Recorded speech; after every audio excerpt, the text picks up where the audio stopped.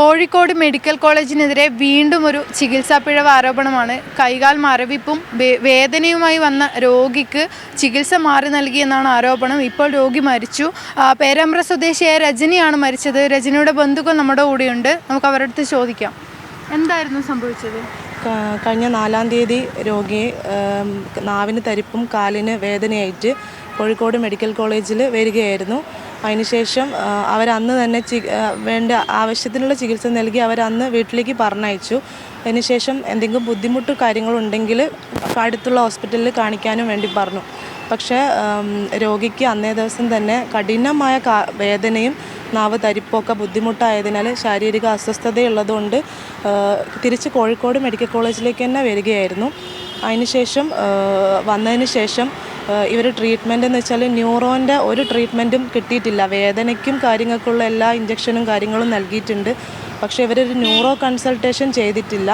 3 ദിവസം കാഷ്വാലിറ്റി തന്നെയായിരുന്നു രോഗിയുള്ളത്. അങ്ങനെ അസഹനീയമായ വേദന കൊണ്ട് പൊളയുന്ന പേഷ്യൻറ്റിനെ സൈക്കാട്രി, അതായത് മാനസിക രോഗമെന്നും പറഞ്ഞിട്ട് സൈക്കാട്രി കൺസൾട്ടേഷന് വിടുകയായിരുന്നു. അതിനുശേഷം ഓർത്തോ കൺസൾട്ടേഷൻ, ഇതിനൊക്കെ ശേഷമാണ് രോഗി കാഷ്വാലിറ്റിയിൽ ചികിത്സിക്കാൻ വന്ന വേറെ രോഗീനെ ചികിത്സിക്കാൻ വന്ന ഡോക്ടറോട് കരഞ്ഞ് നിലവിളിച്ചുകൊണ്ട് പറയുമായിരുന്നു, എന്നെ ഒന്ന് രക്ഷിക്കുക ഡോക്ടറെ എന്ന് പറഞ്ഞപ്പോൾ ആ ഡോക്ടറാണ് ഈ രോഗീനെ കണ്ടിട്ട് ന്യൂറോയിലേക്ക് റെഫർ ചെയ്യുന്നത്.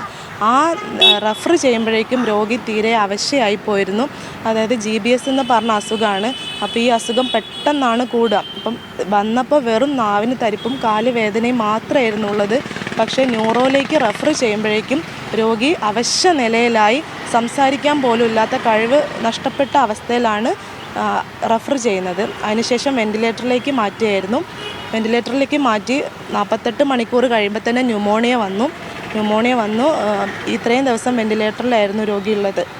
ഇപ്പം ഇന്ന് രാവിലെ 2 മണിയാകുമ്പം പേഷ്യൻ്റ് പോയിട്ടുണ്ട്. അവർക്ക് മാനസിക രോഗത്തിനുള്ള ചികിത്സയായിരുന്നോ നൽകിയത്? മരുന്നുകളൊക്കെ അതിനുള്ളതായിരുന്നോ?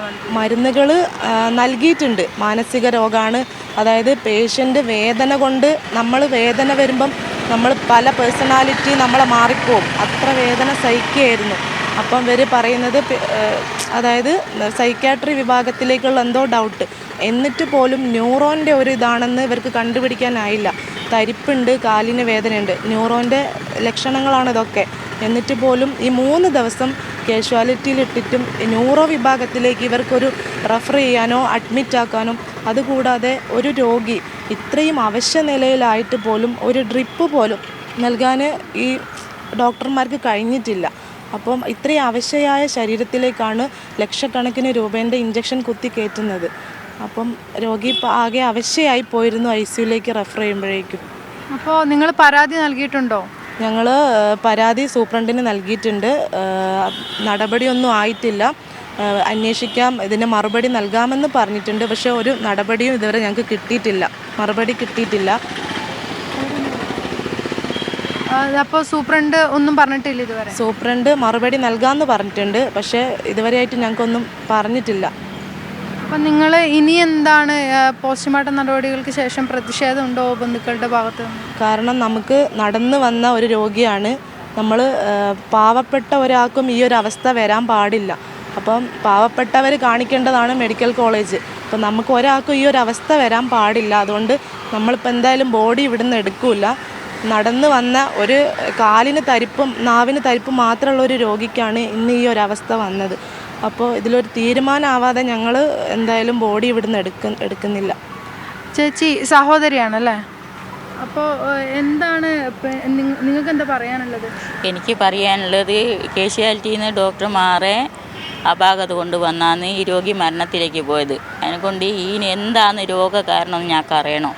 പിന്നെ ഓക്ക് ചികിത്സ കിട്ടാത്തതിൻ്റെ ഇങ്ങനത്തെ ഡോക്ടർമാർ കാഷ്വാലിറ്റി ഉണ്ടായിട്ട് കാര്യമില്ലല്ലോ. പിന്നെ കാഷ്വാലിറ്റിയിൽ പഠിച്ചിറങ്ങിയ കുട്ടികളെ കൊണ്ടല്ലല്ലോ ഇങ്ങനെ ഒരു രോഗി വന്നാൽ അതിൻ്റെ ലക്ഷണം നോക്കി പറയാൻ അറിഞ്ഞുകൂടാത്ത ഡോക്ടർമാർ കാഷ്വാലിറ്റിയിൽ ഉണ്ടെങ്കിൽ നമുക്ക് ഇനിയും ഇങ്ങനെയുള്ള അപകടങ്ങൾ ഇനിയും വരികയല്ലേ. ഇനിയും വരാണ്ട് നിൽക്കണം, ആർക്കും ഇങ്ങനെ ഒരു അപകടം ഇനി വരാണ്ട് നിൽക്കണം.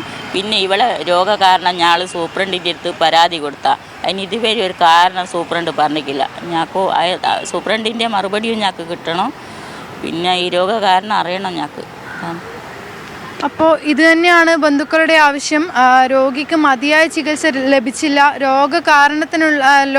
രോഗത്തിനുള്ള ചികിത്സയല്ല ലഭിച്ചത് എന്നാണ് ബന്ധുക്കൾ പറയുന്നത്. അതിലവർക്ക് പ്രതിഷേധമുണ്ട്, അവർക്ക് കാരണം അറിയണം.